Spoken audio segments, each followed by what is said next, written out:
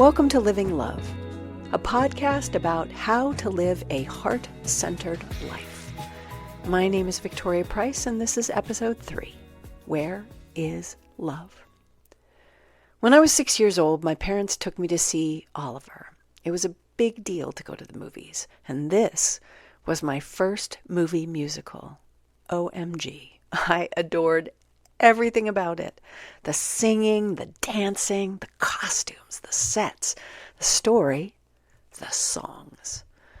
But there was one scene in particular that I never forgot. When Oliver, all alone in the dark basement of that lonely London orphanage, sang Where is Love in his beautiful soprano little boy's voice. His song cracked open my heart. I wish I could play you the song, but you can't do that on a podcast, so here are the lyrics. Where is love? Does it fall from skies above? Is it underneath the willow tree that I've been dreaming of? Where is she who I close my eyes to see? Will I ever know the sweet hello that's meant for only me? Who can say where she may hide? Must I travel far and wide till I am beside someone who I can mean something to? Where is love? Even as a very young girl, I got it, though I certainly would not have been able to articulate it in the grown-up words I'm about to use. Oliver's plaintive plea was the impetus for everything that happened, not just to him, but to everyone in that movie. An orphaned boy desperately missing his mother, trying to believe that somehow, against all odds, he will find love, family, connection, safety, and hope. Enters a whole world of people also looking for love, wherever they can find it too. Think about it. Without understanding what drove Oliver, the whole rest of the movie doesn't make sense. He joins a band of thieves because they feel way more like family than the people who were supposed to take care of him, his own relatives, the people in the orphanage. Now, the head of that band of thieves, Fagin, purposely sets himself up as a father figure to his band of pickpocket boys, with the Artful Dodger acting like a big brother. The other male figure, Bill Sikes, is scary and mean, except when it comes to Nancy, the woman he loves, a former child prostitute and pickpocket. Nancy befriends sweet Oliver and becomes like a surrogate mother figure to him, which ends up softening Bill toward Oliver. Love. It's all love. However, at the moment in the film when Bill feels Nancy has betrayed him, he kills her, and then realizes that essentially he's killed himself. Because without love, what is life? He later dies as well. Oliver, however, despite the horrors of his young life, never loses his pure faith in the power of love. And that's what saves him in the end.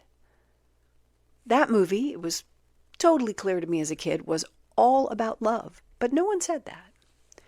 Now, I want to say here that seeing that movie and hearing that song was not the first time I understood there were people in the world who didn't lead the incredibly privileged life I did. I grew up watching TV reports about the death and destruction of the Vietnam War, the hatred and hope of the civil rights movement. The nightly news brought heartbreaking images of starving children all over the world into our living room, their anguished faces, their distended bellies, and their mouths encrusted with flies shook me to my core. Obviously, Oliver's made-up movie misery could not hold a candle to what I saw every night on television. But it's easy to find ways to distance ourselves from the horrors we see and hear and read about in the news, and that's why story is so important. We humans are hardwired to learn through story. It's how we understand everything. Now, my parents were adamant that they never wanted me to be a spoiled rich kid. They always made it clear that I had been given a remarkably fortunate life as the daughter of a movie star living in a mansion in Southern California. They didn't try to shelter me, but they weren't trying to scare me either. From the time I was a little girl, I understood that with privilege comes a responsibility to give something back to to other people and to our planet. That was how they lived their lives, it was how their closest friends lived theirs, and it was how they wanted me to live mine. So what got to me about that song was that I understood for the first time that no matter what a person's story or circumstances might be, every single person in the world wants the same thing: to love and to be loved. In other words, love is the one thing that unites us. So why aren't we taught that when we're younger? Wouldn't it be so much easier if somebody straight up said, at the end of your life, all you'll remember is the love, and all you'll regret are the missed opportunities for love? And love doesn't only mean people. It means your pets, what you do for work, what you love to do in your free time, the things you do to give back.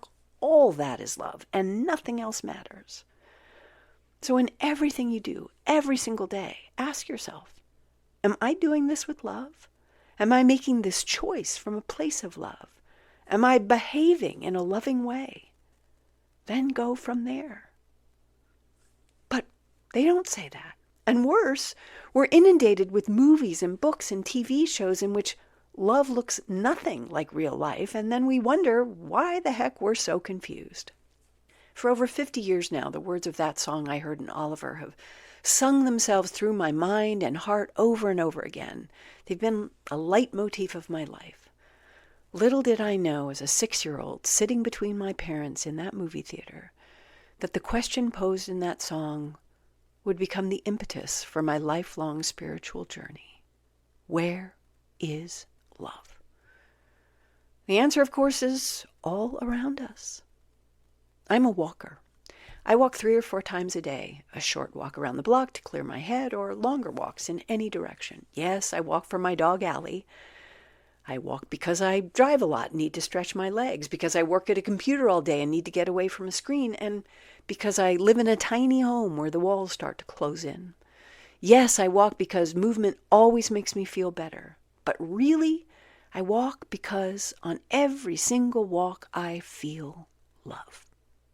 Whether it's watching people's faces light up when they see my dog, or hearing the sound of a beautiful bird, or right now, all the gorgeous spring flowers. Waving at a neighbor, chatting with someone on the street, seeing kids in the schoolyard playing and hearing them laugh. I walk because I always find the answer to that song on my walk. Where is love? Love is everywhere. When I became a nomad, people thought I was nuts. I would feel lonely or displaced, they told me. But I didn't. When I landed in a tiny town where I knew no one on the day lockdown happened, how did I survive? Walking, waving at folks, standing 6 feet apart and getting to know my neighbors. Now I live in the most amazing neighborhood where I have the best group of friends who range from their 30s to their 70s. If that's not proof that love is everywhere, I don't know what is. So if that's true, how did we get so angry as a nation? I admit I'm shocked by the anger that's now the norm. The kind of comments that crop up on Facebook are still unfathomable to me. I would have been sent to my room for a year if I'd said the kind of horrible things people now write on social media. It's mean, angry, the grammar is terrible. It's name-calling at its worst. Now, I grew up surrounded by clever, witty, observant people who could throw shade and snark with the best of them. These people weren't saints. My stepmother, Coral Brown, became famous for what were called Coral stories. After someone left a party, Coral would sum them up with a nasty, funny turn of phrase that would then circle the London theater world for months. People both dreaded and loved leaving a party before Coral because being the subject of a Coral story, even if it wasn't exactly complimentary, meant you had been seen. And everyone knew that underneath her rapier wit, Coral had a heart of gold. She would take that wit and skewer anyone who messed with someone she loved. Perhaps my favorite instance of this happened at a party in LA when a Hollywood screenwriter questioned the writing ability of her dear friend, writer Alan Bennett. Now, here's my snark. How any Hollywood screenwriter of any ilk could think they could hold a candle to the brilliant Alan Bennett is beyond me. And if you don't know his work, look it up. Watch or read or listen to something written by Ellen Bennett. In any case, this screenwriter came up to Coral after she'd won a BAFTA, the British Academy Award, for Best Actress in a television movie Bennett wrote for and about her. The screenwriter said, "Oh, Miss Brown, you were simply marvelous in An Englishman Abroad. I absolutely loved your performance. It was pitch perfect. But I wasn't too sure about the writing." Now, I wasn't there, but in my mind, the room falls silent as Coral says, in a voice that could be heard in Honolulu, "You weren't too sure about the writing." Her dramatic pause here to make sure everyone in the room was listening would have made Harold Pinter proud. "You weren't too sure about the writing."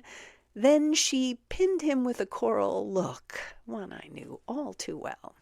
"You couldn't write fuck on a dusty Venetian blind." Oh, I love that story for so many reasons. First of all, how on earth did she come up with that one-liner on the spur of the moment? And I love it because she never failed to come to the aid of a friend. And I love it because it's funny.